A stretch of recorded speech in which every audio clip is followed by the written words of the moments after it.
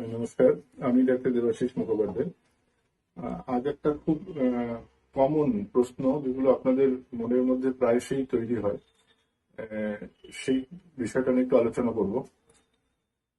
আপনাদের মনের মধ্যে বেশিরভাগ সময় হয় বা আমাদের কাছে এসে কখনো বলেন যে আচ্ছা, হোমিওপ্যাথিক সিস্টেমে কি এই অমুক অসুখটা সারে, বা এই অসুখটা সারে, সেই অসুখটা সারে, এইভাবে আপনারা প্রশ্ন করেন।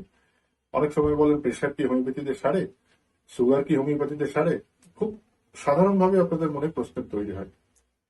আচ্ছা, আমি প্রথমে একটা কথা জিজ্ঞেস করি আপনাদের। আচ্ছা বলুন তো, আহ, কোন প্যাথিতে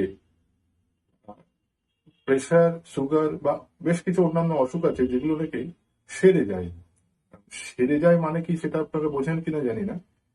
আমি একটু ব্যাখ্যা করে বলি। সেরে যাওয়া আর কমে যাওয়ার মধ্যে কিন্তু তফাৎ থাকে।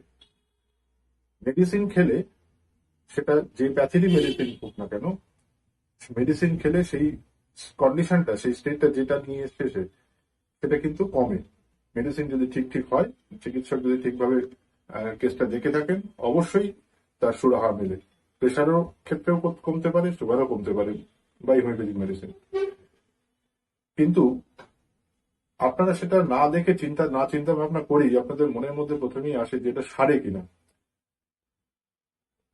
কিছু কিছু ক্ষেত্রে প্রেশার বা সুগার বা বেশ কিছু রোগ যেগুলো নাকি সারে হোমিওপ্যাথিক মেডিসিনে, যেগুলো নাকি আমরা মনের মধ্যে আমাদের প্রশ্ন আসে সেই সব কথাগুলো যেগুলো সারে কিনা, সেগুলো কিন্তু মেডিসিন দিয়ে সারানো সম্ভব অনেক ক্ষেত্রেই। সারানো মানে যে যে অসুখটা, যে স্টেট, যে কন্ডিশনটা, ডিজিজ কন্ডিশনটা আর তার মধ্যে ফিরে আসছে না দীর্ঘদিন যাবত, তাকে আমরা সেরে যাওয়া বলি। কিন্তু আমরা কিন্তু সেটা চিন্তা না করেই বলি যে এটা সারবে কিনা। কমে যেতেও পারে মেডিসিন খেলে। যখন মেডিসিনটা খাচ্ছি, সেই মেডিসিন খেলে হয়তো আমাদের সেই কন্ডিশনটা, সেই স্টেটটা কমছে, সেটা কিন্তু সারা নয়। অন্য প্যাথির সিস্টেমে আমরা হয়তো প্রেশারের ওষুধ খাই, দীর্ঘদিন ধরে খেয়ে যাই, আজীবন খেয়ে যাই। সুগারের ক্ষেত্রেও দেখা যায় যে আজীবন ওষুধ খেয়ে যেতে হচ্ছে। অন্য সিস্টেম অফ মেডিসিনের কথাই বলছি। কিন্তু সেক্ষেত্রে আপনারা কখনো জিজ্ঞেস করেন না যে এটা কি এই প্যাথিতে কমবে?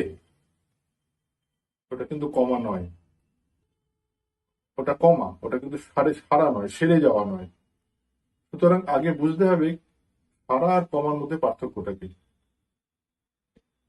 আর আরেকটা জিনিস যেটা মাথায় রাখা দরকার, যে কোন অসুখ সারে, কোন অসুখ সারে না। অর্থাৎ কিউরেবল কেস কোনগুলো এবং ইনকিউরেবল কেস কোনগুলো।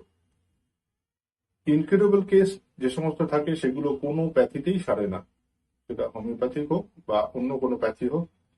যেটা প্র্যাকটিস অফ মেডিসিনের ভাষায় ইনকিউরেবল ডিজিজ, সেগুলো সারে না। কিন্তু কিছু কিছু ক্ষেত্রে আমরা দেখেছি হোমিওপ্যাথিক মেডিসিনে ইনকিউরেবল কেস, যেগুলো so called incurable case practice of মেডিসিনের ভাষায়, সেগুলো কিন্তু হোমিওপ্যাথিক মেডিসিন দিয়ে সারানো সম্ভব হয়। সেই জন্য আপনাদের পরামর্শ দেওয়া এটাই যে আপনারা কোনো ভালো চিকিৎসকের পরামর্শ নিয়ে চলবেন, এবং আহ, তিনি যা বলবেন সেগুলো মেনে চলার চেষ্টা করবেন। তাতে দেখবেন আপনারা উপকার পাবেন। নিজে নিজে কখনো মেডিসিন সিলেকশন করবেন না কোনো রোগের ক্ষেত্রে। সেলফ মেডিকেশন কখনোই ভালো নয়। বাড়িতে কোনো কারণে শুধু একবার বমি হয়েছে তার জন্য একবার একটু ওষুধ খেলেন বমির জন্য, বা বা কোনো কারণে মাথা যন্ত্রণার জন্য একটা কিছু ওষুধ খেলেন একবার দুবার, সেটা ঠিক আছে, খেতে পারেন সেলফ মেডিকেশন। কিন্তু ক্রনিক যে সমস্ত জিনিস রয়েছে তার জন্য কিন্তু নিজেরা কখনো মেডিসিন সিলেকশন করবেন না। চেষ্টা করবেন সবসময় কোনো ডাক্তারের পরামর্শ নিয়ে তারপরে মেডিসিন নেবেন। আর ডাক্তাররা যারা পাশ করা যারা রয়েছেন, অবশ্যই তারা প্রত্যেকে 5 বছর পড়াশোনা করে তারপরে ডাক্তার হয়েছেন। তাদের প্রত্যেককে anatomy, physiology, obstetrics, gynaecology, pathology সমস্ত বিভাগে পাশ করে তারপরে আসতে হয়েছে। সুতরাং যারা ভাবছেন শুধু বই পড়ে হোমিওপ্যাথিক মেডিসিন সিলেকশন করা যায়, সেগুলো কিন্তু আদপই ঠিক নয়। আর তাহলে দাঁড়ালো যে আপনারা যে কোনো ধরনের ক্রনিক এবং অ্যাকিউট ডিজিজ যদি সেটা কিউরেবল হয়, তাহলে পরে সেটা কিন্তু হোমিওপ্যাথিক মেডিসিন দিয়ে কিওর করা সম্ভব, অর্থাৎ সারানো সম্ভব।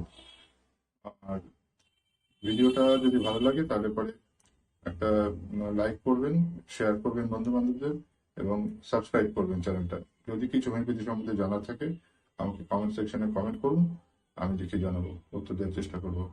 ধন্যবাদ।